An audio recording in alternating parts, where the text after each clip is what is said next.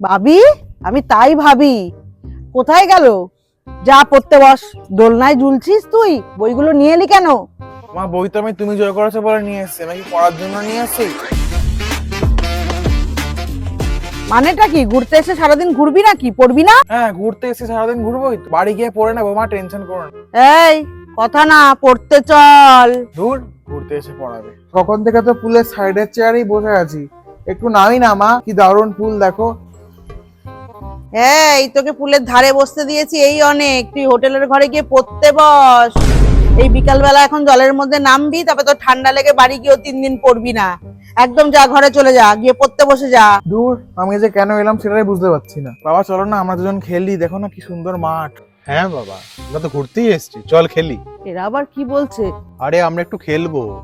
তাহলে তুমি কি রুমে যাবে না এখানে বসবে? খেলবে মানে? বাবির পড়া নেই? তোমার মতো বাবার পাল্লায় পড়লে আর পড়াশোনা হবে না। এই তুই যা, পড়তে যা। ঘরে গিয়ে চুপ করে পড়তে বসে যাবি, জানো তুই খেলতে এসছিস এখানে।